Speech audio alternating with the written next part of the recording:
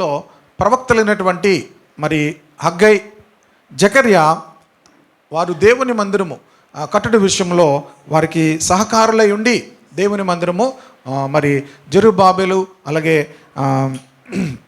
ప్రధాన యాజకుడైనటువంటి యెహోషాపాతుతో కలిసి వారు దేవుని మందిరాన్ని కట్టినట్లుగా మనం చూస్తున్నాం. ఈరోజు కొన్ని విషయాలను కూడా నేను క్లుప్తంగా తెలియచేయాలని ఆశపడుతున్నాను. గడిచిన 2 దినాలు మరి నేను రాత్రికి వచ్చేస్తాను అనుకున్నాను. యాక్చువల్గా మాకు రాత్రి మీటింగ్ ఉండదు అనుకున్నాము. కానీ ఉదయం మీటింగ్ అయిన తర్వాత పాస్టర్ గారు మీరు సాయంత్రం కూడా ఉండాలి అని చెప్పి ఉంచడం జరిగింది. మేము బాగా నేను అవుట్లైన్ అలా రాసుకున్నాను. తర్వాత ఇంకా దాన్ని అంతా ప్రిపేర్ చేద్దాం అనుకున్నాను. సమయము చాలలేదు. కానీ దేవుడు చక్కని పరిచర్య చేయడానికి ప్రభు కృపనిచ్చారు. వారందరూ చాలా సంతోషించారు. మొదటి రోజు వాక్యం చెప్పేటప్పుడు నేను చాలా టెన్షన్ అయిపోయాను. ఎందుకంటే ఆయన నన్ను రిసీవ్ చేసుకున్న ఆయన వచ్చిన తర్వాత ఏం చెప్పారంటే, యాక్చువల్గా శేఖర్ పాస్టర్ గారు ఆ మీటింగ్స్లో వాక్యం చెప్పాలన్నమాట. ఆయనకు కొంచెం బాగలేదని చెప్పి ప్రయాణం చేయలేని చెప్పి నన్ను వెళ్ళమని చెప్పారు. ఆయన వచ్చి రాగానే ఏమన్నారంటే, శేఖర్ పాస్టర్ గారు చెప్పారండి, మీరు ఆయనకన్నా బాగా చెప్తారండి అన్నారు. నా గుండె జారిపోయింది. నేను బాగా చెప్తాను, ఆయన చెప్తే ఇప్పుడు నా ఎక్స్పెక్టేషన్స్ ఎక్కువైపోతుంటాయి కదా. ఇప్పుడు ఏ వాక్యం చెప్పాలి, వీళ్ళకి ఏం చెప్పాలి ప్రభా అని చెప్పి నేను అలా ఎంతసేపు నా దగ్గర బోల్డ్ మెసేజ్లు ఉన్నాయి. దేవుని ఆత్మ దేనికి ఆ సైన్ ఇవ్వట్లేదు, అంటే ఒక సూచన ఇవ్వట్లేదు చెప్పు అని. అలా ప్రార్థన చేస్తున్నాను. లాస్ట్ మినిట్లో ప్రభు ఒక మాటనిచ్చారు అద్భుతంగా. అదే మాట 3 రోజులు కూడా చెప్పాను. దేవునికి స్తోత్రం కలుగును గాక. 3 రోజులు కూడా 3 రోజులు అంటే క్షమించారు, 3 పూటలు కూడా దేవుని వాక్యము చెప్పడానికి ప్రభు అవకాశం ఇచ్చారు. మరి ముఖ్యంగా ప్రార్థించిన మీ అందరికి కూడా వందనాలు తెలియజేస్తున్నాను. కేవలం ప్రభు కృపను బట్టి మాత్రమే ప్రభువుని ప్రకటించడానికి సంఘాలు చాలా చోట్ల సరైనటువంటి ఆధ్యాత్మికమైనటువంటి ఆహారం లేక ఎంతోమంది మరి ఎండిపోతున్న స్థితిలో ఉన్నారు. సరైనటువంటి ఫీడింగ్ లేదు. గొర్రెలు వస్తున్నాయి కానీ వాళ్ళకి ఏం లేదు, సరైనటువంటి ఆహారం పెట్టట్లేదు. కనుక గొర్రెలన్నీ కూడా మరి నశించిపోతూ మరి ఆకలితో అలమటిస్తున్నట్లుగా ఉన్నారు. వాక్యం వాళ్ళు ఎంతో మరి కొద్దిమంది వచ్చినా కూడా వాళ్ళు ఎంతో ఆసక్తితో దేవుని యొక్క వాక్యాన్ని విన్నారు. దేవునికి స్తోత్రం కలుగును గాక. హల్లెలూయా. ఇక్కడ ఎఫెసీ పత్రికలో పౌలు రాస్తున్నాడు, క్రీస్తు యేసే ముఖ్యమైన మూలరాయి ఉంటుండగా అపోస్తలులు ప్రవక్తలు వేసిన పునాది మీద మీరు కట్టబడుచున్నారు. కనుక అపోస్తలులు ప్రవక్తలు ఏం చేస్తున్నారంటే మనల్ని ఎలా కడుతున్నారు, దేనికి కడుతున్నారు, ఎలాగ మనము మారాలని వారు ఆశపడుతున్నారు అనే విషయాలను ఇక్కడ తెలియచేస్తున్నాడు. మనకు మర్చిపోకూడదు, క్రీస్తు యేసే ముఖ్యమైన మూలరాయి. ప్రభువు మన యొక్క జీవితాలకు మూలరాయి. ఇక ఆ మూలరాయి అంటే మరి ఓల్డ్ డేస్లో యూదా సాంప్రదాయ ప్రకారంగా కూడా అక్కడ స్టార్టింగ్ ఏదైనా బిల్డింగ్ కట్టేటప్పుడు ముందు మూలరాయిని చెక్కి మూలరాయిని పెడతారు. ఈ మూలరాయిని పెట్టిన తర్వాత మొత్తం బిల్డింగ్ అంతా కూడా దానిని ఆధారం చేసుకొని ఆ బిల్డింగ్ అంతా కూడా కట్టబడుతుంది. కనుక ఆ మూలరాయి ఎవరంటే మన జీవితాలకు యేసుక్రీస్తు ప్రభు. హల్లెలూయా. మన జీవితాలకు ఎవరు? యేసుక్రీస్తే మూలరాయి. కనుక ఆయన మీద మన జీవితాలు కట్టబడుతున్నాయి. అపోస్తలులు ప్రవక్తలు కూడా ఆ పునాది మీద వాళ్ళు ఏం చేస్తున్నారు, కడుతూ ఉన్నారు. కనుక ఎందుకు కడుతున్నారు, ఏం కడుతున్నారంటే 2వ అధ్యాయంలోనే 21వ వచనం ఉంది, ప్రతి కట్టడము ఆయనలో చక్కగా అమర్చబడి ప్రభువునందు పరిశుద్ధమైన దేవాలయం ఒకటి వృద్ధిపరుచున్నది. హల్లెలూయా.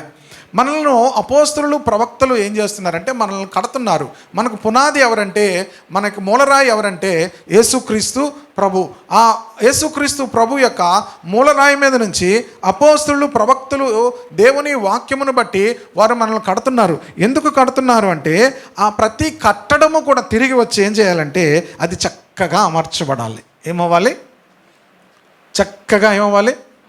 అందుకే దేవుని మందిరంలోనికి వచ్చేటప్పుడు మనం అందరమును కూడా చక్కగా ఏమవ్వాలి చెప్పాలి, చక్కగా కూర్చోవాలి. Praise the Lord. హల్లెలూయా. చక్కగా ఏం చేయాలి? కూర్చోవాలి. చక్కగా అమర్చబడాలి. దేవునికి స్తోత్రం కలుగును గాక. చక్కగా అమర్చబడి ఏమంటున్నాడు, ప్రభువునందు పరిశుద్ధమైన దేవాలయం ఒకటకు వృద్ధి పొందుచున్నది. కనుక మనలందరినీ కూడా దేవుడు దేని కొరకు మనల్ని చెక్కుతున్నాడు, దేని కొరకు మనల్ని కడుతున్నాడంటే మనం అందరము కలిసి ప్రభువునకు ఏమవ్వాలట? ప్రభువునందు పరిశుద్ధమైన దేవాలయముగా మారాలి. దేవునికి స్తోత్రం కలుగును గాక. మనం అందరమును కూడా ఇక్కడికి వచ్చినప్పుడు ఎలా ఉండాలంటే పరిశుద్ధమైనటువంటి దేవాలయం. ఆ దేవాలయంలోనికి దేవుడు వచ్చి, ఆ దేవాలయంలో దేవుడు మన మధ్యలో నివసిస్తూ మనము చేసేటువంటి ఆరాధనలను, మనము చేసేటువంటి ప్రార్థనలను, మన జీవితాల్లో ఆయన మన ప్రతి పరిస్థితిని బట్టి ఆయన ఆనందించేవాడుగా మన మధ్యలోనికి వచ్చేటట్లుగా మనము అలా కట్టబడాలి అంటున్నాడు. హల్లెలూయా, హల్లెలూయా. కనుక మూడవ వచనంలో అంటున్నాడు, ఆయనలో మీరు కూడా ఆత్మ మూలముగా దేవునికి నివాస స్థలమై ఉండుటకు కట్టబడచ్చు. ఇక్కడ రెండు విషయాలు చెప్తున్నాడు. కార్పొరేట్గా అందరము కలిసినప్పుడు మనం అందరం ఏమవుతున్నాము? దేవాలయం. అంతేకాదు ఇండివిజువల్గా ఏమంటున్నాడు? ఆయనలో మీరు కూడా ఆత్మ మూలముగా, ఒక్కొక్కరు మరలా ఏంటి? ఆత్మ మూలముగా దేవునికి నివాస స్థలమైనటకు కట్టబడుతున్నాం. మనం అందరము దేవునికి పరిశుద్ధమైన దేవాలయముగా కట్టబడుతున్నాము. అలాగే ఇండివిజువల్గా కూడా ప్రతి ఒక్కరము కూడా దేవుని ఆత్మ మూలముగా దేవునికి నివాస స్థలమైనటకు కట్టబడుతున్నాము. హల్లెలూయా. కనుక ఇదే విషయాలను అపోస్తులైనటువంటి పౌలు కొరింథీయులకు రాసిన పత్రికలో కూడా ఈ మాటలు తెలియజేస్తాడు. మొదటి పత్రిక 1 Corinthians 3rd chapter 10వ వచనం. 1 కొరింథీ పత్రిక 3వ అధ్యాయము 10వ వచనం. దేవుడు నాకు అనుగ్రహించిన కృప చొప్పున నేను నేర్పరి అయిన శిల్పకారుని వలె పునాది వేసి తిని, మరి ఒకడు దాని మీద కట్టుచున్నాడు. ప్రతివాడు దాని మీద ఎలా కట్టుచున్నాడో జాగ్రత్తగా చూచుకొనవలెను. వేయబడిన తప్ప మరి ఒక పునాది ఎవడును వేయనేరడు. ఈ పునాది యేసుక్రీస్తే. కనుక నేను నేర్పరి అయినటువంటి శిల్పకారుని వలె నేనేం చేస్తానంటే పునాది వేశాను అంటున్నాడు. ఆ పునాది ఎవరో కూడా చెప్తున్నాడు. ఎవరు ఆ పునాది? యేసుక్రీస్తు. కనుక చాలామంది ఆ పునాది మీద కడుతున్న వారు దేంతో కడుతున్నారు అని చెప్తున్నాడు. అన్నీ చెప్తూ అక్కడ ఎవడైనా ఈ పునాది మీద బంగారము, వెండి, వెలగల రాళ్ళు, కర్ర, గడ్డి కొయ్య, కాలు మొదలైన వాటితో కట్టిన ఎడల వాని పని కనబడును. ఆ దినము దానిని తేటపరచును. అది అగ్ని చేత బయలుపరచబడును అని చెప్తూ కిందకు వచ్చేసరికి పునాది మీద ఒకడు కట్టిన పని నిలిచిన ఎడల వాడు జీతము పుచ్చుకొనును. ఒకని పని కాల్చివేయబడిన ఎడల వానికి నష్టము కలుగును. అతడు తన మట్టుకు రక్షింపబడును కానీ అగ్నిలో నుండి తప్పించుకున్నట్టు రక్షించబడును అని చెప్తూ ఏం కడుతున్నారో ఇక్కడ చెప్తున్నాడు. మీరు దేవుని ఆలయమై ఉన్నారనియు దేవుని ఆత్మ మీలో నివసించున్నాడనియు మీరు ఎరుగరా? ఎవడైనను దేవుని ఆలయం పాడు చేసిన ఎడల దేవుడు వానిని పాడు చేయను. దేవుని ఆలయము పరిశుద్ధమైనది, మీరు ఆ ఆలయమై ఉన్నారు. కనుక మీరు ఏం కడుతున్నారు? ఏం కట్టుకుంటున్నాం మనము? అసలు కట్టే పనిలో ఉన్నాము మనం ఏమైనా? అపోస్తలులు, ప్రవక్తలు పునాది వేసేశారు. ఆ పునాది ఏంటో కూడా చెప్తున్నాడు. ఆ పునాది ఏంటి? యేసుక్రీస్తు. కనుక యేసుక్రీస్తును రక్షించబడినటువంటి యేసుక్రీస్తునందు విశ్వాసం ఉంచినటువంటి మన జీవితాల్లో మన పునాది వేయబడింది. ఇప్పుడు మనం అందరమును కూడా కట్టుకోవాలి. ప్రవక్తలు, అపోస్తలులు చేసిన బోధనలను బట్టి మనల్ని మనం ఏం చేసుకోవాలి? కట్టుకోవాలి. ప్రతివాడు కూడా ఆ పునాది మీద కట్టుకుంటున్నాడు. వెండితో, బంగారముతో, వెలగల రాళ్లతో కట్టుకుంటున్నారని చెప్తూ ఆ కిందకు వచ్చేసరికి ఏమన్నాడంటే, మీరు దేవుని ఆలయమై ఉన్నారనియు దేవుని ఆత్మ మీలో నివసించున్నాడనియు మీరు ఎరుగరా? మనం ఏం కట్టుకోవాలంటే మనము దేవుని ఆత్మ మనలో నివసించినట్లుగా. హల్లెలూయా. దేవుని ఆలయముగా. రెండు విషయాలు. దేవుని ఆత్మ మనలో నివసించాలి. దేవుని ఆలయముగా మనం అందరమును కూడా ఏమవ్వాలి? కట్టబడాలి. కొరింథీయులకు రాసినటువంటి ఈ పత్రికల్లో, మొదటి పత్రిక, రెండవ పత్రికలో 3 సార్లు మీరు జీవము గల దేవుని ఆలయమై ఉన్నారనే మాటను రాశాడు. 6వ అధ్యాయంలో కూడా రాస్తాడు చూడండి. 6వ అధ్యాయము, మొదటి కొరింథీ పత్రిక 6వ అధ్యాయము 19వ వచనం. మీ దేహము దేవుని వలన మీకు అనుగ్రహింపబడి. మీ దేహము ఎవరి దేహము? మీ దేహము దేవుని ఆత్మకు నిలయము అయినదని మీరు ఎరుగరా? మీ దేహము దేవుని వలన మీకు అనుగ్రహించబడింది. ఎవరి వలన అనుగ్రహించబడింది? చాలాసార్లు మన అద్దంలో చూసుకున్నప్పుడు మనం చాలా అందంగా ఉన్నట్టుగా మనం కనబడతాం. అందరికీ కూడా మనం ఏమవుతాం? కనబడతారు లేదా? నల్లగా ఉన్నా తెల్లగా ఉన్నా మనకు మనం ఏమవుతాం? నేను మొన్న అనుకున్నాను, నా వాక్యం నేనే వింటున్నాను అనమాట. నా మొక్క నాకే కనబడుతుంది కదా. నా వాక్యం వింటున్నప్పుడు ఎవరి ముఖం కనబడుతుంది? నేను వాక్యం చెప్పిన తర్వాత మరలా వాక్యం వింటుంటాను. ఇప్పుడు కొన్నిసార్లు అనిపించింది, నాకు ఎందుకో అలాగ అనిపించింది అనమాట. ఇప్పుడు నేను ఇలాగ ఉండడానికి నేనేం చేశాను? ఇలా పుట్టడానికి నేనేం చేశాను? మీకు అర్థం అవ్వలేదు క్వశ్చన్. పోనీ మీరు మీలాగా ఉండడానికి మీరు ఏం చేశారు? కొన్నిసార్లు మనం తెల్లగా ఉన్నామనో, నల్లగా ఉన్నామనో, పొడుగ్గా ఉన్నామనో ఏదో రకమైన ఒక అతిశయం వస్తుంది. అసలు అలా ఉండడానికి మీరు ఏం చేశారు? మరి ఎందుకు మీరు అతిశయపడతారు? ఎందుకు మనం అతిశయపడతాం? మన దేహము దేవుని వలన మనకు అనుగ్రహించబడింది. మన దేహము, మనం తెల్లగా ఉన్నా, నల్లగా ఉన్నా, అందంగా ఉన్నా, ఎలాగున్నా కూడా మీ దేహము మీకు ఎవరి వల్ల అనుగ్రహించబడింది? అది మర్చిపోకూడదు. మీ దేహము దేవుని వలన మీకు అనుగ్రహించబడింది. దేని కొరకు అనుగ్రహించబడింది? ఓకే, అనుగ్రహించబడింది. థ్యాంక్ యూ జీసస్, నన్ను ఇలా పుట్టించావు, నీకు వందనాలు. ఎందుకు అనుగ్రహించబడింది? అక్కడ ఉంది జవాబు. దేనికి? దేనికి మీకు ఈ దేహాన్ని అనుగ్రహించాడు దేవుడు? మీలో ఉన్న పరిశుద్ధాత్మకు ఆలయమై ఉన్నదని మీరెరుగరా? దేవుడు మీ దేహాన్ని దేనికి ఇచ్చాడు అనుకుంటున్నారు మీరు? మనము మన యొక్క ముఖాలన్నీ కూడా చాలామందికి ఈ నలుపుగా ఉన్న వాళ్ళు కానీ ఎవరి కలర్లకు నచ్చదు. చిత్రమైన విషయం, ఎవరు వాళ్ళకి ఏమీ నచ్చవు. మనకు అన్నీ కూడా ఏమనుకుంటాం? పొరుగువారు నచ్చుతాయి. మనకు అన్నీ కూడా ఎవరు నచ్చుతాయి? పొరుగువారు నచ్చుతాయి. దేవుడు మనల్ని ఒక ఉద్దేశంతో దేవుడు సృష్టించాడు, మనకు ఒక దేహాన్ని ఇచ్చాడు. ఆ దేహాన్ని చూసుకోవడం కాదు, ఆ దేహాన్ని దేవునికి ఆలయముగా మీరు మార్చుకోవాలని చెప్తున్నాడు. హల్లెలూయా. మనం ఏం చేస్తామంటే మన దేహాలను మనం అలంకరించుకుంటాం. కాదు, మన దేహాలను అలంకరించుకోవడానికి కాదు దేవుడు మనకి ఈ దేహాన్ని ఇచ్చింది. ఈ దేహమును అంటే ఈ శరీరమును దేవునికి ఆలయముగా మార్చుకున్నట్టులో మనం పని చేయాలి. హల్లెలూయా. ఈ ప్రవక్తలు, అపోస్తలులు ఏం పని చేశారంటే, ప్రియ దేవుని బిడ్డలారా, వారు మన యొక్క దేహములను దేవునికి ఆలయముగా మార్చుటలో వారు పనిచేశారు. హల్లెలూయా. మన పని ఏంటంటే మన దేహములను, ప్రియ దేవుని బిడ్డలారా, ఈ దేహముతో దేవుని ఎలా మహిమపరచాలి, ఈ దేహముతో ఈ దేవుని ఎలా ఘనపరచాలి అనేటువంటి ఆలోచిస్తూ ఈ దేహములను ఏం చేయాలట? దేవునికి ఆలయముగా మార్చుకోవాలి. 20 వచనంలో ఉంటుంది, 6:20లో, విలువ పెట్టి కొనబడిన వారు గనక మీ దేహముతో దేవుని ఏం చేయాలి? మీ దేహముతో, మీకు ఇవ్వబడిన దేహములతో దేవుని ఏం చేయాలి? మహిమపరచాలి. దేవా, నీకు ఆలయముగా ఉండటానికి నాకు ఈ దేహాన్ని ఇచ్చావు, నీకు ఆలయముగా ఉండడానికి నాకు ఈ దేహాన్ని ఇచ్చావు. యేసు ప్రభు వారు కూడా ఏమంటారు? నీవు నాకు ఒక శరీరమునిచ్చావు, నీవు నాకు ఒక శరీరమునిచ్చావు, ఆ శరీరమును నేను నీకు అర్పించడానికి ఇచ్చావు అనే మాటను 40వ కీర్తనలో, 40 హెబ్రీ పత్రికలను కూడా యేసు ప్రభు వారు చెప్తుంటారు. కనుక ఈ దేహముతో మనం ఏం చేయాలి? దేవుని ఏం చేయాలట? మహిమపరచాలి. ప్రియ దేవుని బిడ్డలారా, ఈ దేహం అందుకే దేవుడు ఇచ్చాడు మనకు.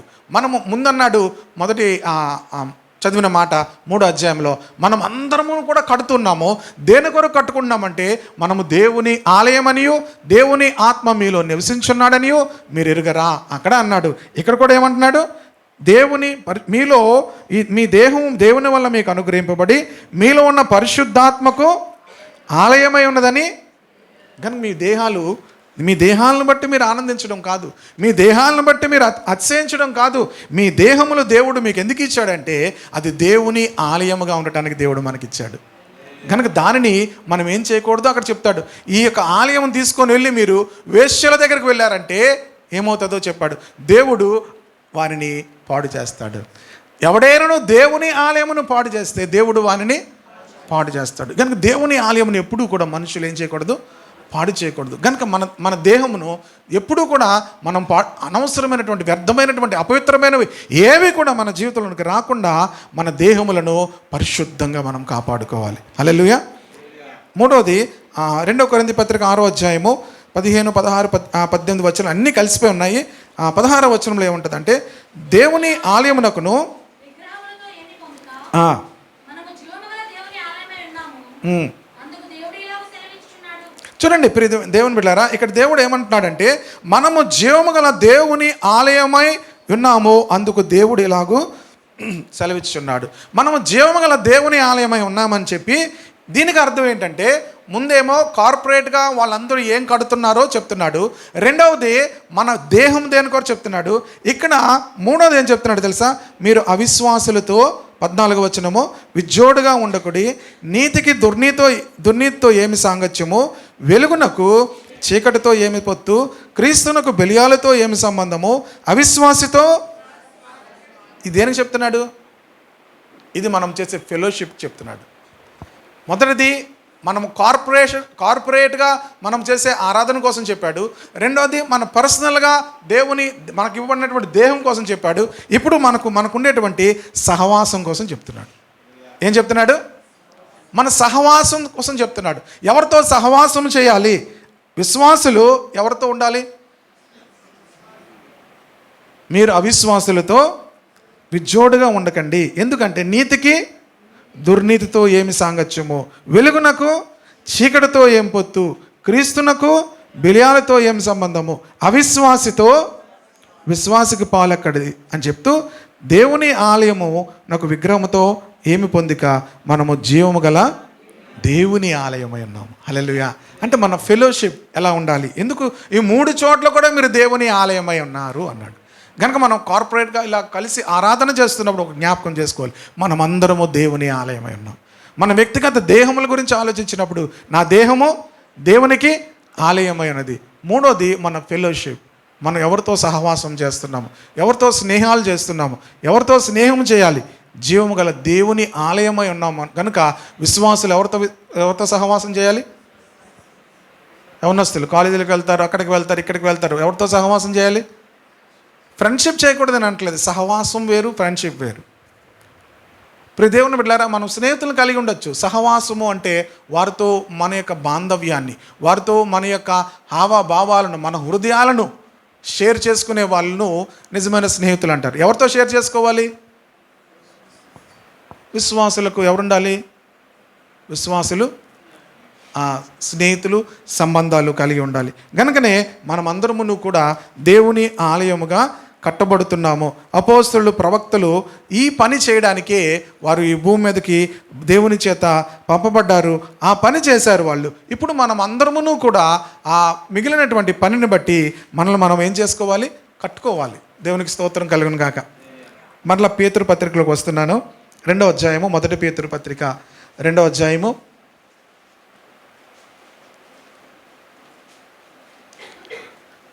2వ అధ్యాయము 4వ వచనం నుంచి చదువుదాము.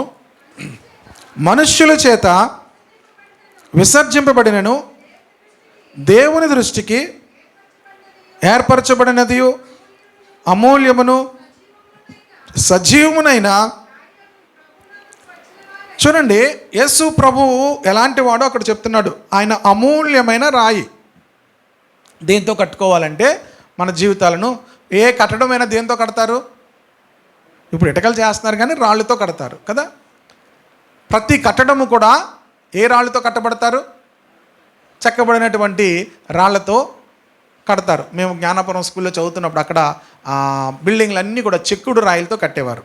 అంటే ఆ బిల్డింగ్ అంతా కూడా ఆ రాళ్ళన్నీ కూడా చెక్తారు. అది ఇటక షేప్లో వాళ్ళు ఏం చేస్తారంటే ఎంత చక్కగా దాన్ని కొడతారంటే అది అలా కొడుతూనే ఉంటారు. కొట్టి కొట్టి కొట్టి కొట్టి దేవుని అది చాలా చక్కని షేప్ తీసి దాన్ని చక్కగా స్కూల్ బిల్డింగ్ కానీ ఆ యొక్క కొండ ఉంటుంది అక్కడ, రక్షణగిరి కొండ, ఆ కొండ అంతా కూడా ఆ కట్టడాలన్నీ కూడా ఆ రాళ్ళతో కట్టేవారు. ఇక్కడ మనము దేంతో కట్టుకోవాలో చెప్తున్నాడు. అమూల్యమైన రాయి, సజీవమైన రాయి. హల్లెలూయా. కనుక దేవుడు ప్రియమైన వారులారా 2 మందిరాలు కడతాడని చెప్పాను కదా. ఒకటి అందరము కలిసి ఉండడానికి దేవాలయము, ఇంకొకటి మన వ్యక్తిగతంగా దేవుడు మనలో నివసించే దేవాలయము. దానికి ఏం కావాలంటే అమూల్యమైన రాయి, రెండవది ఏంటి? సజీవమైన రాయి. మనం రాళ్ళు కాదు, ఏం రాళ్ళు? సజీవమైన రాయి. దేవునికి స్తోత్రం కలుగును గాక. యేసు ప్రభు వారు కూడా అలాగే ఉన్నాడు ఆయన అని చెప్తూ 5వ వచనం చూడండి. యేసుక్రీస్తు ద్వారా దేవునికి అనుకూలములకు ఆత్మ సంబంధమైన బలులు అర్పించుటకు పరిశుద్ధ యాజకులుగా ఉండునట్లు మీరును సజీవమైన రాళ్ల వలె ఉండి ఆత్మ సంబంధమైన మందిరముగా కట్టబడుచున్నారు. హల్లెలూయా. మనం ఏ రాళ్ళు వలె ఉన్నాము? సజీవమైన రాళ్ళు. రాడ్ అంటేనే ఏముండదు? జీవం ఉండదు. కానీ ఇక్కడేముంది? మనందరం రాళ్ళు లాంటి వాళ్ళమే, కానీ మనకేముంది? ఎందుకుంది? పైన ఒక మాట ఉంది, ఆయన అమూల్యమైన సజీవమైన రాయగు ప్రభువునందుకు వచ్చాం మనం. దేవునికి స్తోత్రం కలుగును కాక. ప్రభువునందుకు వచ్చేసరికి ఏమవుతుంది? మనకు జీవం వస్తుంది. ఆయన్ని తాకిందంటే తాకిందన్నీ కూడా ఏమవుతాయి? బ్రతుకుతాయి. దేవునికి స్తోత్రం కలుగును కాక. ఒకప్పుడు ఎలాంటి వాళ్ళం అంటే రాళ్ళు వంటి వాళ్ళు. మనలో ఏ స్పందన ఉండదు, ఏ స్పందన ఉండదు. రాళ్ళు వంటి వాళ్ళు, కఠినాత్ములు. కానీ ఇప్పుడు మనం ఏమయ్యామంటే సజీవమైన అమూల్యమును సజీవమైన రాయగు ప్రభువునొద్దకు వచ్చాం.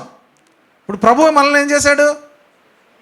మనల్ని కూడా సజీవులుగా చేశాడు. దేవునికి స్తోత్రం కలుగును కాక. హల్లెలూయా. మనకు కూడా ఏమొచ్చింది? జీవం వచ్చింది. రాళ్ళు వంటి వారమే, కానీ ఏమొచ్చేసింది? బ్రతికాం. ఇప్పుడు దేవునికి స్తోత్రం కలుగును కాక. ఎవరి జీవం వచ్చింది? బండలోంచి ఏమొచ్చాయి? నీళ్ళు వచ్చాయి. నీళ్ళు తాగి వాళ్ళు ఏం చేశారు? నీళ్ళు తాగి వాళ్ళు ఏం చేశారు? నీళ్ళు తాగిన తర్వాత ప్రభుని స్తుతించలేదు వాళ్ళు. ఏం చేశారు వాళ్ళు? మాంసం కావాలి, ఇంకేం కావాలి వాళ్ళకి? ఉల్లిపాయలు కావాలి, ఇంకేం కావాలి? అల్లం వెల్లుల్లి కావాలి.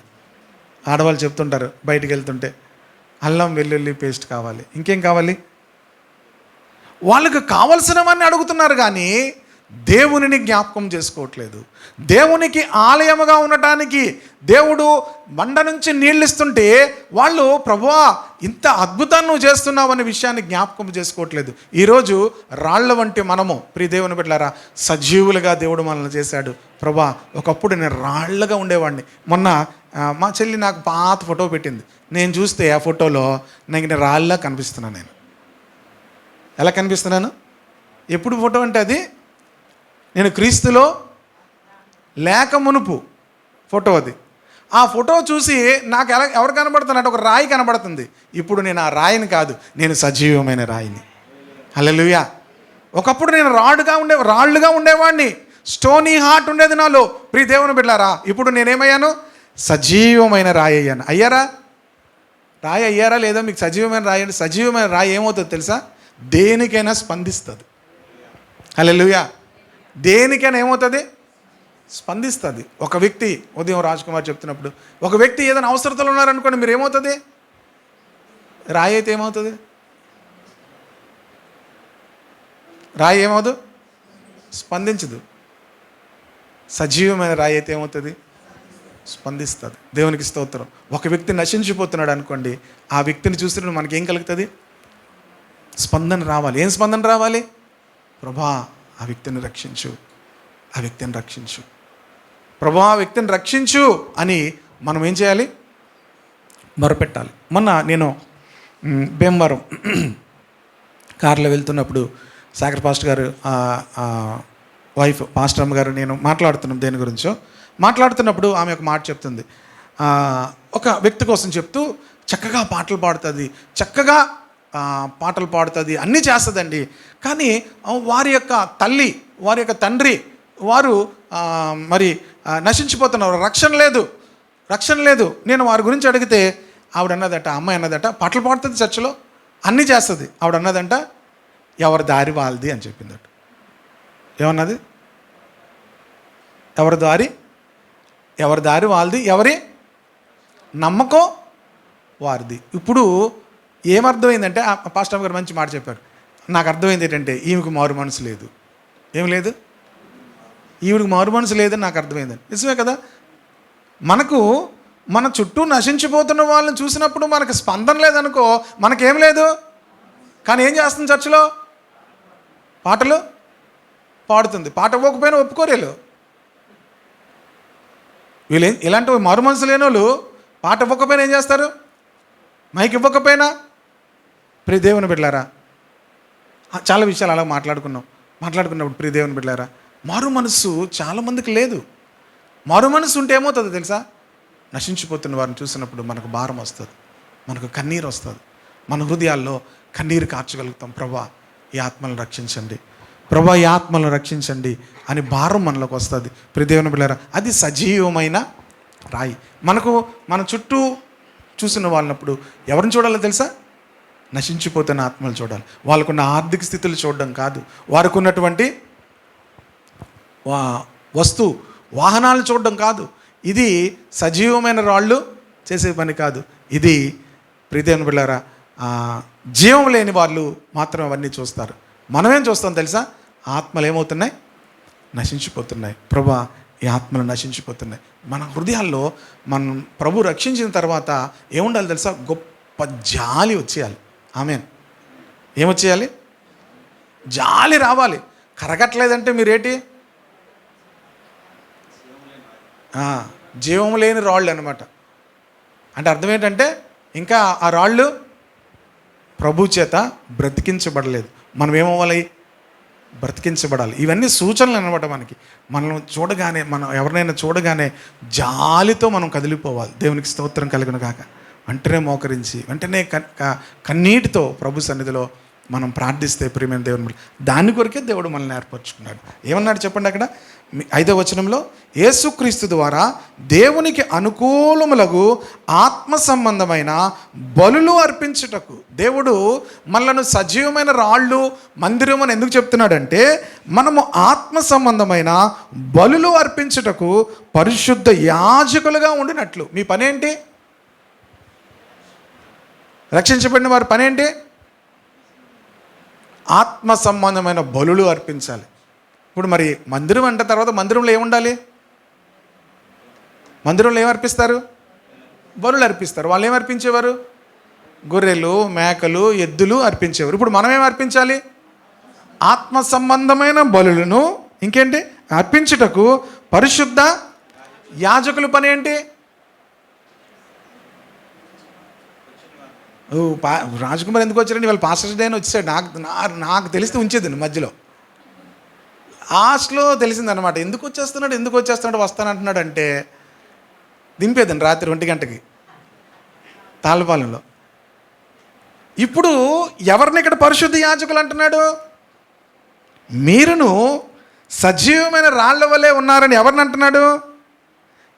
ప్రభువునందుకు వచ్చిన వారందరూ కూడా యేసుక్రీస్తు ద్వారా దేవునికి అనుకూలములకు ఆత్మ సంబంధమైన బలులు అర్పించుటకు పరిశుద్ధ యాజకులుగా ఉండినట్లు ఏమయ్యారు?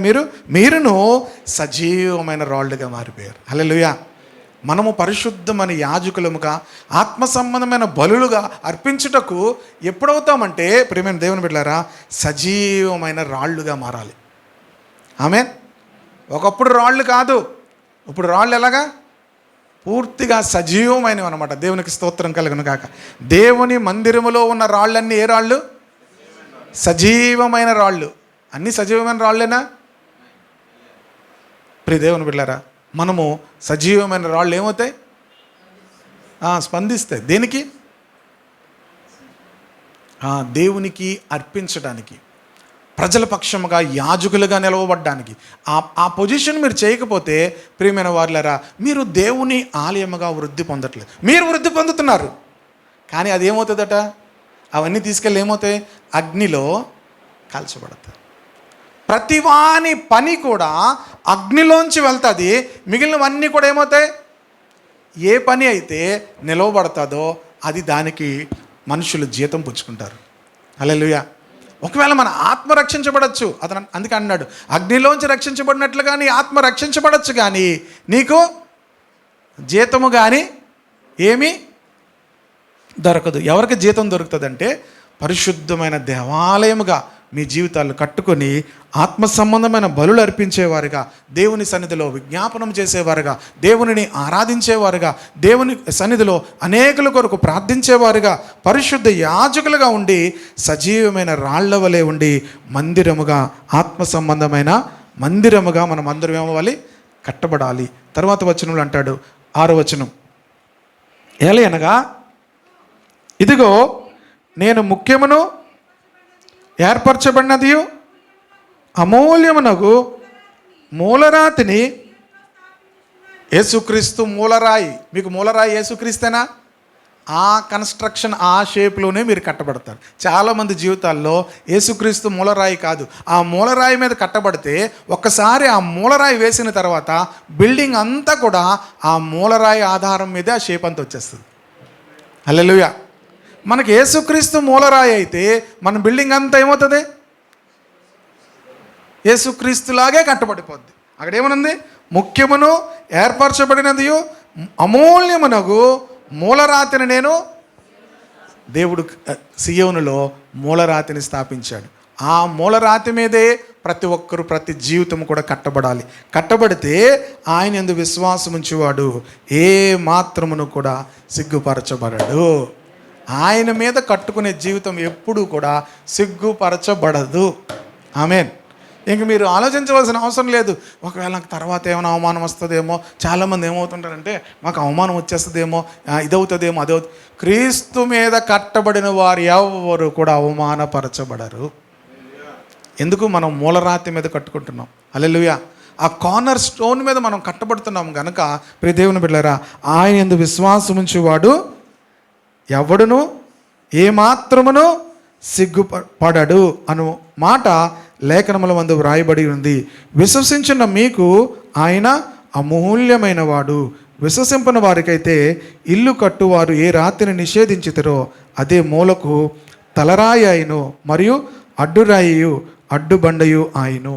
కనుక పరిసయ్యులకు, సద్దుకయ్యులకు ఆయన అడ్డుబండగా ఉన్నాడు. మనకైతే ఆయన ప్రియమైన దేవుని బిడ్డలారా అమూల్యమైన వాడు. ఎవరు మనకు అమూల్యమైన వాడు? యేసుక్రీస్తు మనకు అమూల్యమైన వాడు. దేవునికి స్తోత్రం కలుగును గాక. యేసుక్రీస్తు మనకెవరు? దావీదు భక్తుడు 16వ కీర్తనలో చక్కని మాటలు రాస్తాడు. చూడండి, 16వ కీర్తన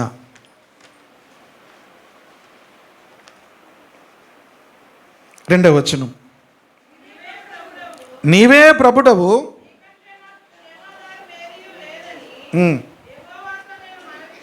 ఎప్పుడైనా అన్నారా? నీవే ప్రభుడవు, నీకంటే నాకు క్షేమాధారం ఏమీ లేదు. హల్లెలూయా. దేవునితో దావీదు చెప్తున్నాడు, దేవునితో మాట్లాడుతున్నాడు. ఏమనంటే నీకంటే నాకు ఏమీ లేదు. హల్లెలూయా. అమూల్యమైన వాడు నువ్వే నాకు అమూల్యమైన వాడు. నీకంటే క్షేమము, ఆధారము నాకేమీ లేదు. అంటే దేవుని కంటే క్షేమము, ఆధారము దావీదు జీవితంలోకి ఏమీ లేదు అంటున్నాడు. నీవే ప్రభుడవు, నీకంటే నాకు క్షేమాధారం ఏమీ లేదని యెహోవాతో నేను మనవి చేస్తున్నాను. 5వ వచనం చూడండి. యెహోవా నా స్వాస్థ్య భాగము, నా పానీయ భాగము, నీవే నా భాగమును. యెహోవా ఎవరు? నా స్వాస్థ్యం ఎవరు? నా స్వాస్థ్యము యెహోవా, నా పానీయ భాగము యెహోవాయే. నీవే నా భాగమును. మీ భాగం ఎవరు? అంటే మీ పోర్షన్. మీ పోర్షన్ ఏ పోర్షన్ మీది? ఏ భాగం మీది? ప్రియ దేవుని బిడ్డలారా, తల్లిదండ్రులకు ఇల్లు ఉందనుకోండి, 2 పోర్షన్స్ ఉన్నాయనుకోండి. పిల్లలకు ఏం చేస్తారు? 2 పిల్లలు ఉన్నారనుకోండి. ఏ పోర్షన్ మాది? ఈ పోర్షన్ నాది. ఈ పోర్షన్ చిన్నప్పటి నుంచి వీళ్ళు, ముందు నుంచి వీళ్ళు దీన్ని చక్కగా కాపాడుకోవడం ప్రారంభిస్తారు. దావీదు ఏమన్నాడంటే నా పోర్షన్ ఎవరు? నీవే, నా భాగము నీవే. ఇంకేమంటాడు చూడండి, 6వ వచనం. మనోహర స్థలములలో నాకు పాలు ప్రాప్తించింది. ఏ స్థలంలో పాలు ప్రాప్తించింది? మనోహర స్థలములలో నాకు పాలు ప్రాప్తించను, శ్రేష్టమైన స్వాస్థ్యము నాకు కలిగిను. ఏ స్వాస్థ్యం కలిగింది? ఇప్పుడు దావీదు మారు మనసు పొందాడా లేదా? ఇప్పుడు చెప్పాలి దీన్ని బట్టి. ప్రియ దేవుని బిడ్డలారా, నిజమైన మారు మనసు పొందిన వాళ్ళు ఎవరిని నాకు స్వాస్థ్యం అంటారంటే నీవే నాకు క్షేమాధారం ప్రభా, నీకంటే నాకు క్షేమాధారముకి ఏమీ కూడా లేదు. నీవే నా స్వాస్థ్య భాగము, నీవే నా పానీయ భాగము, మనోహర స్థలములలో నాకు పాలు ప్రాప్తించాను. ఎక్కడ నాకు దేవుడు ఎక్కడిచ్చాడంటే నా యొక్క పాలు అంటే ప్రియ దేవుని బిడ్డలారా మనోహర స్థలముల్లో దేవుడు నాకు పాలు ప్రాప్తింపజేశాడు. హల్లెలూయా, హల్లెలూయా. వీళ్ళందరూ దేవునికి మందిరముగా వారు కట్టబడిపోయారు. దేవునికి స్తోత్రం కలుగును గాక. గనుకనే దావీదు మొదట నేను చెప్పాను, దావీదు నేను ఎక్కడున్నానన్నాడు? దేవదారు మ్రానులతో చేయబడిన అంతఃపురంలో నేను నివసిస్తున్నాను. దేవుని మందసం ఎక్కడుంది?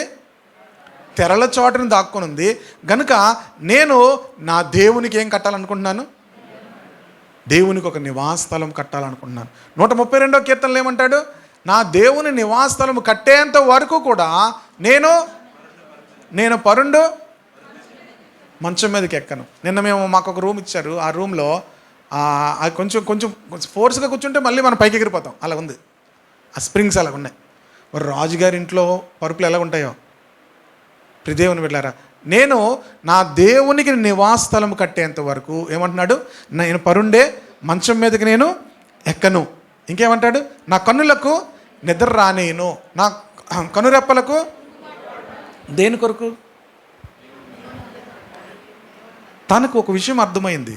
తన రాజ్యము, తన కుటుంబము, తన పిల్లల తర్వాత పిల్లలు, మనవలు ఇంకా అలా ఇవన్నీ కాదు. నేనేం చేయాలి? దేవునికి ఒక నివాస స్థలం కట్టాలి. ప్రియ దేవుని బిడ్డలారా, పాత నిబంధనలో భౌతికమైన దేవాలయాలు కట్టారు. కొత్త నిబంధనలో మనం ఆశ అంతా ఏమో తెలుసా? నా దేహము దేవునికి నివాస స్థలముగా మారిపోవాలి. నా మందిరము దేవునికి నివాస స్థలముగా ఉండాలి. మేమందరము కలిసి దేవునికి నివాస స్థలముగా మారాలి. మేమందరము కలిసినప్పుడు దేవుని సన్నిధి మా మధ్యలోనికి రావాలి, దేవుడు మా మధ్యలోనికి రావాలి. మనం అలాగ ఆశపడుతున్నప్పుడు ప్రియమైన వాళ్ళ నువ్వేం చేస్తున్నావు తెలుసా? పరిశుద్ధ యాజకుడిగా పనిచేస్తున్నావు. హల్లెలూయా. నువ్వు ఎలాంటి రాయివో తెలుసా? సజీవమైన రాయి అయిపోయావు. దేవునికి స్తోత్రం కలుగును గాక. సజీవమైనవి ఏం చేస్తాయి? మాట్లాడతాయి. సజీవమైనవి స్పందిస్తాయి. కనుక ప్రియమైన దేవుని బిడ్డలారా, దావీదు జీవితంలో తనకు ఒక స్వాస్థ్యం ఉందని తెలుసు. చూడండి, మరొక కీర్తనలో కూడా 2 మాటలు చూపించండి, ముగిస్తాను. 26వ కీర్తన. కీర్తనలు ఉదయాన్నే చదువుకొని ముద్దెట్టుకునేవి కాదు ఇవి. చాలామంది చదువుకునే వాళ్ళు ముద్దెట్టుకుంటుంటారు. కీర్తనలో చాలా గొప్ప సత్యాలు ఉన్నాయి. యేసు ప్రభు వారు కూడా కీర్తనలు ఉన్న మాటలే చెప్పారు. దేవునికి స్తోత్రం కలుగును గాక. పేతురు అనేక సార్లు కీర్తనలు ఉన్న మాటలనే జ్ఞాపకం చేసుకున్నాడు. ప్రియ దేవుని బిడ్డలారా, 26వ కీర్తన చూడండి, చక్కని మాటలు ఉంటాయి. 3వ వచనం చూడండి. నీ కృప నా కన్నుల ఎదుట నుంచుకొని ఉన్నాను, నీ సత్యమును అనుసరించి నడుచుకొనుచున్నాను. పనికి మాలిన వారితో ఎవరితో సాంగత్యం చేయను? కొత్త నిబంధనలో పౌలు ఏమన్నాడు? విశ్వాసులు ఎవరితో సాంగత్యం చేయకూడదు అన్నాడు? అవిశ్వాసులతో సాంగత్యం చేయకూడదు. నేను పనికి మాలిన వారితో, వేషధారులతో, దుష్టుల సంఘము, భక్తిహీనులతో, ఇవన్నీ ఎలా చేయగలుగుతున్నాడు? ఇవన్నీ మనకు చెప్పినా చేయట్లేదు, కానీ దావీదు చెప్పకపోయినా చేస్తున్నాడు. దావీదుకి ఇవన్నీ ఎవరు చెప్పారు? పరిశుద్ధాత్ముడు తనలో ఉన్నాడు కనుక పరిశుద్ధాత్ముడు తనను ఆ రీతిగా మలుస్తున్నాడు. ప్రియ దేవుని బిడ్డలారా, పరిశుద్ధాత్ముడు మనకు రాసించాడు. మనం చదివినా కూడా మనం ఏం చేయము? అవి చేయము. భక్తిహీనులతో సాంగత్యము చేయను, దుష్టుల సంఘము నాకు అసహ్యము, నిర్దోషినని నా చేతులు కడుక్కుందును. నేనేం చేస్తాను? యెహోవా నీ బలిపీఠము చుట్టూ ప్రదక్షిణము చేయుదును, అచ్చట కృతజ్ఞతాస్తుతులు చెల్లింతును. నీ ఆశ్చర్య కార్యములను, యెహోవా నీ నివాస మందిరమును, నీ తేజోమహిమ నిలుచు స్థలమును నేను ప్రేమించుచున్నాను. హల్లెలూయా. ఎవరిని ప్రేమిస్తున్నాడు? ఏం ప్రేమిస్తున్నాడు? ప్రియ దేవుని బిడ్డలారా, మనం ఏం ప్రేమిస్తాం ఆ పనులు చేస్తాం. దావీదు ఏం ప్రేమిస్తున్నాడు? యెహోవా నీ నివాస మందిరమును, నీ తేజోమహిమ నిలుచు స్థలమును నేను ప్రేమించుచున్నాను. Praise the lord. దావీదును దేవుడు ఆ రీతిగా నిలవబెట్టడానికి గల కారణము, దావీదు ఏం ప్రేమించాడు? మనం ఏం ప్రేమిస్తున్నాం? ప్రియ దేవుని బిడ్డలారా, రక్షణ పొందుతున్నట్టుగానే ఉంటాము, మారు మనసు పొందుతున్నట్టుగా ఉంటాము, కానీ మనం ప్రేమించేవి ఎవరిని ప్రేమిస్తాము? బైబిల్ క్లియర్గా చెప్తుంది, లోకములో ఉన్న వాటిని ప్రేమించొద్దు. ఎవడైనా లోకములో ఉన్న వాటిని ప్రేమించిన ఎడల దేవుని ప్రేమ వానిలో ఉండదు. నేను ఏమీ ప్రేమించను అని మీరు చెప్పగలిగితే దేవుని ప్రేమతో మీరు నింపబడతారు. హల్లెలూయా. అంటే దేవుని కన్నా ఎక్కువగా నేను ఏమీ ప్రేమించలేను. దావీదు ఎవరిని ప్రేమిస్తున్నాడు? నీ తేజో మహిమ నిలుచు స్థలమును నేను ప్రేమించుచున్నాను. Praise the Lord. Hallelujah, hallelujah. ప్రియ దేవుని బిడ్డలారా, ఎవరిని మనం ప్రేమించాలి? చక్కనండి, Lord I love the house where you live. I love the house where you live, the place where your glory dwells. నేను అలాంటి మన ప్రేమ అలాగ దేవుని ప్రేమించగలిగినప్పుడు ప్రియమైన దేవుని బిడ్డలారా, మనము దేవుని మందిరాలుగా మారిపోతాం. ఆమె దేవుడు మనలో ఉంటాడు, దేవుడు మనలో ఉంటాడు, ఆయన మనలో నివాసం చేస్తాడు. హల్లెలూయా. కనుక ఎప్పుడైతే ఆయన మందిరాలుగా మనం అలా మార్చుకోవడం ప్రారంభిస్తామో ఆశీర్వాదం కోసం మనం అడగాల్సిన అవసరం లేదు. హగ్గేతో దేవుడు చెప్పినట్లుగా, హగ్గే ప్రవక్త ద్వారా దేవుడు చెప్పినట్లుగా, ఇది మొదలుకొని నేను మిమ్మల్ని ఆశీర్వదిస్తాను. మీరు నా మందిరం విషయంలో, నా మందిరాలుగా మార్చుకునే విషయంలో మీరు ఆసక్తి కలిగి ఉన్నారు కనుక నేను మిమ్మల్ని ఆశీర్వదిస్తాను. ఇది మొదలుకొని నేను మిమ్మల్ని ఏం చేస్తాను? ఆశీర్వదిస్తాను. కనుక ప్రియ దేవుని బిడ్డలారా, దేవుని మందిరాలుగా మనం పాడైపోతున్నప్పటికి కూడా we are not bothered about that. మనం వాటి గురించి ఆలోచించాం. మన ఇల్లు ఎలా కట్టుకోవాలి, మన ఇది ఎలా కట్టుకోవాలి, అవేం కొనుక్కోవాలి, ఇవేం కొనుక్కోవాలి, పిల్లలకి ఏంటి, మనవలకి ఏంటి, ఇంకెవరున్నారు వాళ్ళకేంటి అని ఆలోచిస్తాము. కానీ నేను దేవుని నివాస స్థలముగా నా జీవితం లేదు. దావీదు అంటున్నాడు, నీ తేజో మహిమ నిలుచు స్థలమును నేను ప్రేమించుచున్నాను. నీ బలిపీఠము చుట్టూ నేనేం చేస్తాను? ప్రదక్షిణము చేస్తాను. ఎక్కడ ప్రదక్షిణం చేస్తాడట? నీ బలిపీఠము చుట్టూ తిరుగుతాను అంటున్నాడు. అలా దేవునికి స్తోత్రం కలుగును. ఎంత ప్రేమిస్తున్నాడో చూడండి. ప్రేమైన దేవుని బిడ్డలారా, చూడండి, ఎవరైనా ప్రేమించిన లేట్ చేస్తారో తెలుసా? నేను తిరిగివ్వండి జ్ఞానాపురంలో కాలేజ్ చుట్టలా, మా జ్ఞానాపురం పక్కనే ఉమెన్స్ కాలేజ్ ఉంటుంది. బండి వేసుకుని వెళ్ళడం పిచ్చుకొక్కుంటా, చూసారా? కుక్క ఎక్కడి నుంచి పరిగెట్టి వెళ్ళి మళ్ళీ చేస్తుంది, మళ్ళీ వచ్చేస్తుంది. బండి వేసుకుని వెళ్ళడం, మళ్ళీ రావడం. తెల్లవారు పెద్ద డ్యూటీ ఉన్నట్టు బయలుదేరిపోయి బండి వేసుకుని వెళ్ళడం. ఇప్పుడు నాకు అనిపిస్తుంది పిచ్చుకొక్కలా తిరిగే వాళ్ళం. అలాగా ఎవరిలాగా? పిచ్చుకొక్కలా తెల్లవారు ఏదో పని ఉన్నట్టు మంచి డ్రెస్సులు వేసుకొని మళ్ళీ వారానికి ఒక డ్రెస్సు కొనుక్కోవడం కొత్తవి, పిచ్చుకొక్కల్లా తిరగడం, మళ్ళీ వచ్చి బండి ఎట్టేసి కూర్చోవడం. ఏం పనిరా, ఎందుకు వెళ్ళారని ఎవరైనా అడిగితే ఇప్పుడు అర్థమవుతుంది. అప్పుడు అదో పిచ్చి, ఇప్పుడు ఆ పిచ్చి పోయింది కనుక అర్థమవుతుంది. ఇప్పుడు ఎవరు పిచ్చి? యేసయ్య పిచ్చి. దేవునికి స్తోత్రం కలుగును కాక. ఎవరు పిచ్చి? అందరికి యేసయ్య పిచ్చేనా? ఇంకా ఏం పిచ్చులు ఉన్నాయా? నాకు బండి అంటే పిచ్చండి, నాకు ఇల్లు అంటే పిచ్చండి, అన్ని పిచ్చులు పోయాయి. దేవునికి స్తోత్రం కలుగును. ఇంకా పిచ్చులు ఉన్నాయి, మెంటల్ హాస్పిటల్కి తీసుకెళ్ళబడును. ఇంకేమైనా పిచ్చులు ఉంటే మిమ్మల్ని ఎక్కడ తీసుకెళ్తారు? యేసయ్య మన పిచ్చి. దేవునికి స్తోత్రం కలుగును గాక. హల్లెలూయా. ఇప్పుడు ఎవరు పిచ్చి? ఇప్పుడు దావీదుకి ఎవరు పిచ్చి? నీ బలిపీఠం చుట్టూ నేనేం చేస్తున్నాను? ఎప్పుడైతే నేను వెలిగించబడ్డానో ప్రియమైన దేవుని బిడ్డలారా, నేను ఇంకెక్కడ ఏ పిచ్చి తిరగలేను. చచ్చికి తిరిగివ్వండి. నేను ఆదివారం 4 సర్వీసులకు వెళ్ళేవాడిని. ఆదివారం ఎన్ని సర్వీసుకి వెళ్ళేవాడిని? 4 సర్వీసులకు వెళ్ళేవాడిని. తెల్లవారు ఇంగ్లీష్ సర్వీస్కి వెళ్ళేవాడిని, తెలుగు సర్వీస్కి వెళ్ళేవాడిని, యూత్ ఉంటే యూత్, మళ్ళీ ఈవినింగ్ ఒక సర్వీస్ ఉంటుంది, ఆ సర్వీస్కి వెళ్ళేవాడిని. అన్నింటికి వెళ్ళిపోయేవాడిని. దేని మీద వెళ్ళేవాడిని తెలుసా? కొన్నిసార్లు సైకిల్ మీద వెళ్ళేవాడిని. నేను నా ఫ్రెండ్ ఒక అబ్బాయి ఉన్నాడు, ఇద్దరం కలిసి తొక్కుని చర్చ్కి వెళ్ళిపోయేవాడిని. మళ్ళీ సాయంత్రం వస్తావా అంటే, ఒకరోజు world cup match, India Pakistan match. ప్రియమైన దేవుని బిడ్డలారా, మ్యాచ్ ఉంది కదా అన్నాడు. ఏ మ్యాచ్ లేదు, చర్చ్కి వెళ్ళిపోదాం. Praise the Lord. మనం చూస్తే ఓడిపోద్ది, మనం చర్చ్కి వెళ్ళి వస్తే గెలిచేస్తుంది పదా అని. Praise the Lord. హల్లెలూయా. మేము వచ్చిన తర్వాత గెలుస్తుంది. హల్లెలూయా. చాలా మనం అలా చూస్తుంటే ఓడిపోతుంటుంది. ఏమవుతుంటుంది? వాళ్ళు ఓడిపోతుంటారు, మనకి నిద్ర ఉండదు. వాళ్ళు అంటారు మేము మర్చిపోయామంటారు. వాళ్ళు ఓడిపోయింది మేము, మనం మర్చిపోలేము. నాకు అప్పుడు అర్థమైంది, వాళ్ళు మర్చిపోతున్నారు, మనం ఎందుకు మర్చిపో. నేను అలాంటివన్నీ మానేసి నాకు యేసయ్య పిచ్చి. ఇప్పుడు దేవునికి స్తోత్రం కలుగును కాక. దేవుని మందిరాలుగా మనం మార్చబడిపోతే మనల్ని దేవుడు ఆశీర్వదించడం ప్రారంభిస్తాడు. హల్లెలూయా. ఎంత ఉన్నతమైన స్థితిలోకైనా దేవుడు మనల్ని తీసుకుని వెళ్తాడు. సమృద్ధిగా దేవుడు మనల్ని దీవించడం ప్రారంభిస్తాడు. మనము ఇది మర్చిపోయి మన ధనము సంపాదించుకోవడం, వేరే ఏవో చేయాలనుకుంటాం. ఇవి ఏం చేసినా కూడా మన జీవితాల్లో నెమ్మది ఉండదు, శాంతి ఉండదు, సమాధానం ఉండదు. సజీవమైన రాళ్ల వలె మారిపోయి దేవుని బిడ్డలారా, దేవుని మందిరాలుగా కట్టబడాలి. హల్లెలూయా. దేవుడు మనల్ని చూసి ఎంత ఆనందిస్తాడో నేను అప్పుడు ఆనందించి అంటాడు, నేను అప్పుడు ఆనందించి వారిని నేను వచ్చి ఆశీర్వదిస్తాను. ఆమె మీ జీవితాల్లో ఆశీర్వాదం రావాలంటే ప్రతి జీవితము దేవునికి మందిరాలుగా మారాలి. సజీవమైన రాళ్ళ వలె మారి దేవుని మందిరాలుగా మిమ్మల్ని మీరు కట్టుకోవాలి. దేవునికి స్తోత్రం కలుగును గాక. కనుక నా పని ఏంటంటే మీరు ఆశీర్వదించబడాలి, మీరు దీవించబడాలని కాదు. దేవుని మందిరాలుగా మీరు కట్టబడితే దేవుడే మిమ్మల్ని ఆశీర్వదిస్తాడు. హల్లెలూయా. నేను ప్రార్థన చేసి మీరు దీవించాలని, మీరు మిమ్మల్ని దేవుడు దీవించాలని కాదు. మీరు దేవుని మందిరాలుగా మీరు కట్టుకుంటే దేవుడు మిమ్మల్ని ఏం చేస్తాడు? ఎంతో గొప్ప చేయడం. దావీదుని దేవుడు ఎందుకు గొప్ప చేశాడు? దావీదుని దేవుడు ఎందుకు ఆశీర్వదించాడు? దావీదు ఆశ ఏంటో తెలుసా?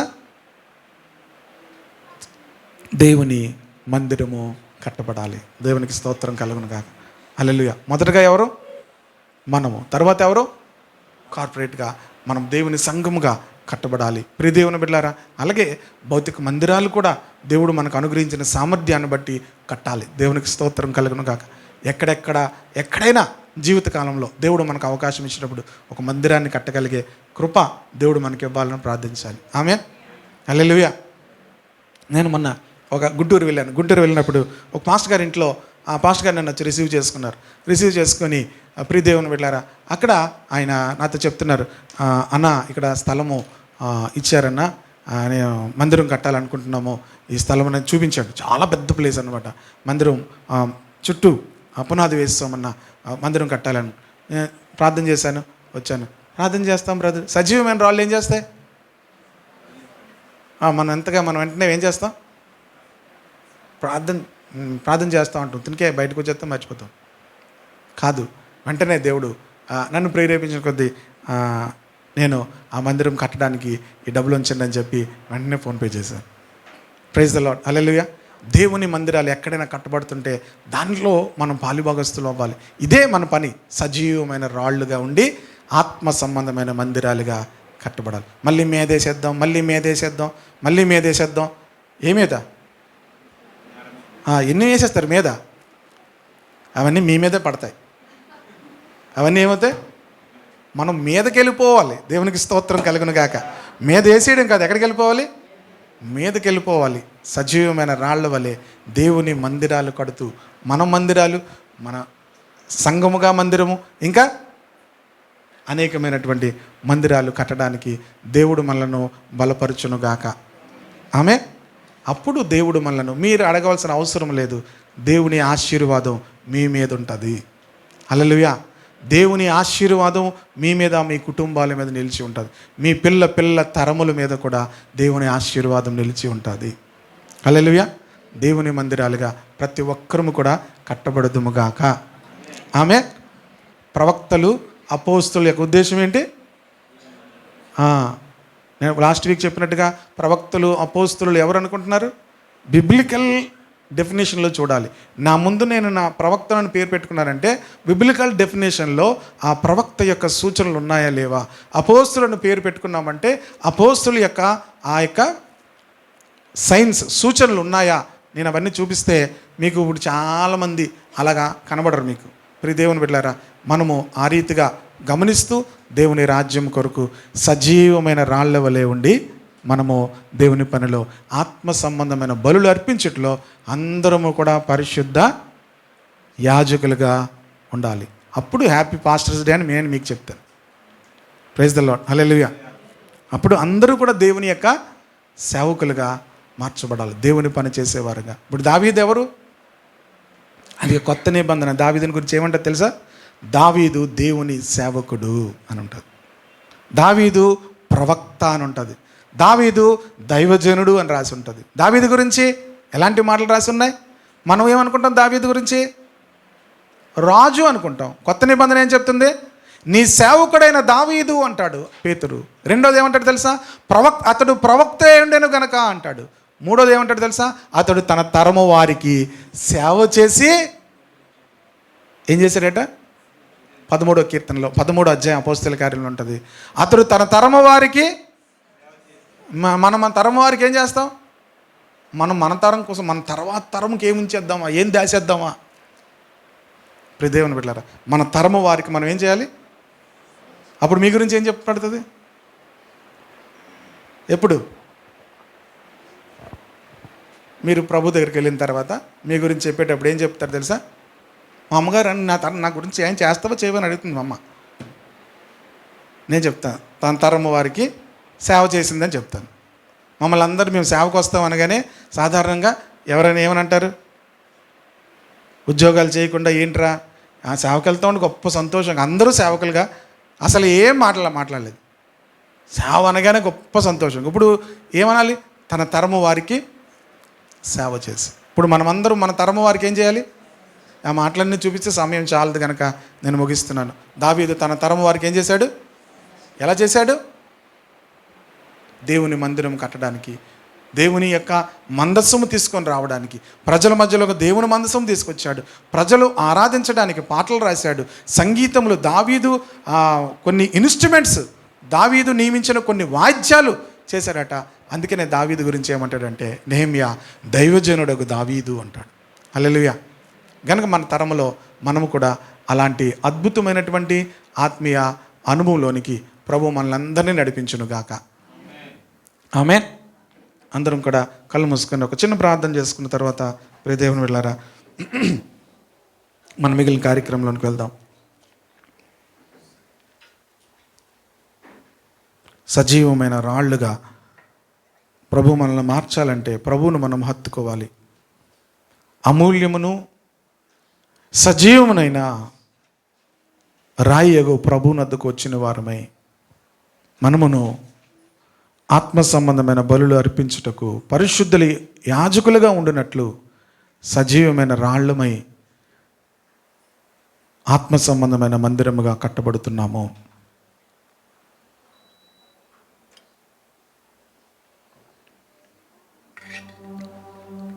ఒక్కసారి ఆలోచిద్దాము. ఏం కట్టుకుంటున్నాం మనము? ఎవరిని కడుతున్నాము? ఏం కట్టుకోవాలని దేవుని వాక్యం చెప్తుంది. నేను మంచి శిల్పకారుని వలె పునాది వేశాను. యేసుక్రీస్తే ఆ పునాది. ప్రతివాడు దాని మీద కట్టుకుంటున్నాడు. వెండితో, బంగారంతో, వెలగల రాళ్లతో కట్టుకుంటున్నాడు.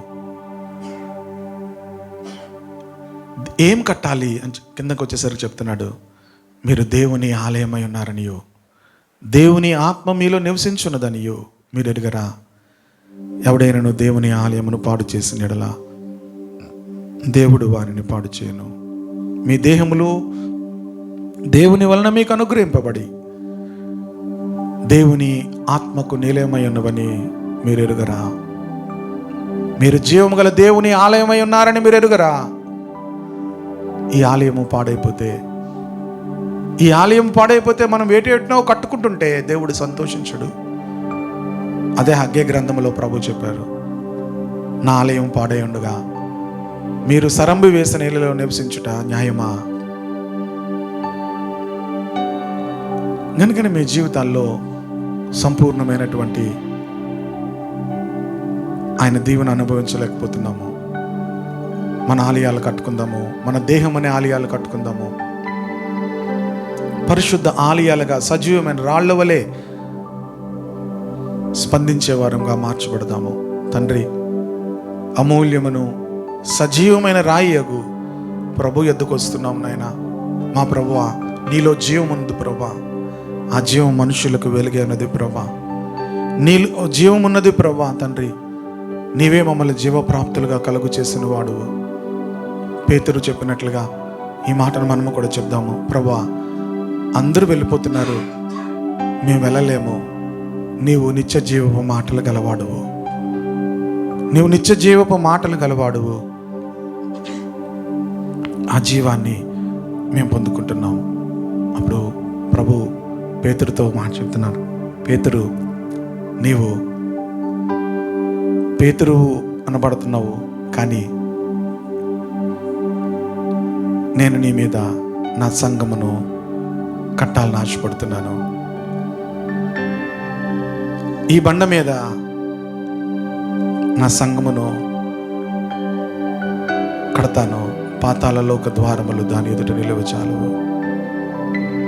పేతురు ఏ రోజైతే ఆయన సజీవుడమైన రాయి అని అర్థమైందో, రాయి వంటి పేతురు దేవుని సంఘముగా కట్టబడడానికి దేవుని చేత నియమించబడ్డాడు. ఈరోజు ఈ ఉదయం దేవుని మందిరముగా మన జీవితాలు ఆత్మ సంబంధమైన బలులు అర్పించుటకును పరిశుద్ధ యాజకులుగా ఉండినట్లుగాను దేవుడు మనల్ని పిలుస్తున్నాడు. అందుకే పేతురు అంటున్నాడు, మీరు చీకట్లో నుంచి వెలుగులోనికి మిమ్మల్ని పిలిచిన వాని గుణాతీశములు ప్రచురము చేయ నిమిత్తము రాజులైన యాజక సమూహమై ఉన్నారు. మనం సాధారణమైన మనుషులంగా మనం బ్రతుకుతున్నాం. సాధారణమైన మానవ జీవితం మనం జీవిస్తున్నాము. మనల్ని దేవుడు సాధారణమైన మనుషులుగా జీవించడానికి దేవుడు మనల్ని పిలవలేదు. దేవుడు మనలను సజీవమైన రాయగు ప్రభునొద్దకు వచ్చిన వారమే, మనం పిలిచిన వాని గుణాతీశములు ప్రచురము చేయుటకు రాజులైన యాజక సమూహములుగా దేవుడు చేశాడు. పరిశుద్ధ జనముగా, దేవుని సొత్తైన ప్రజలుగా దేవుడు మనలను నియమించుకొని ఉన్నాడు. తండ్రి, నీ ఆత్మకు మమ్మల్ని అప్పగించుకుంటున్నాం. దేవా, మేము దేవుని మందిరాలుగా కట్టుకుంటూ, నాయనా తండ్రి, దేవుని మందిరాలుగా ఒక్కొక్క రాయిగా మేము నాయన మార్చబడి దేవుని పరిశుద్ధ ఆలయముగా మేము కూడా తండ్రి ఆ ఆలయంలో ఒక రాయిగా ఉండడానికి సహాయం చేయండి. దేవా, ఆత్మ సంబంధమైన బలులు అర్పించుటలో, దేవా తండ్రి ఆరాధించుటలో, నాయనా తండ్రి అనేకుల నిమిత్తం విజ్ఞాపన చేయట్లోనూ సజీవమైన రాళ్ళ వలె ప్రతి ఒక్కరూ ఉండునట్లుగా సహాయం చేయమని ప్రతి ఒక్కరిని నీ ఆత్మకు అప్పగిస్తూ యేసు శక్తిగల నామంలో ప్రార్థిస్తున్నాను తండ్రి. ఆమేన్.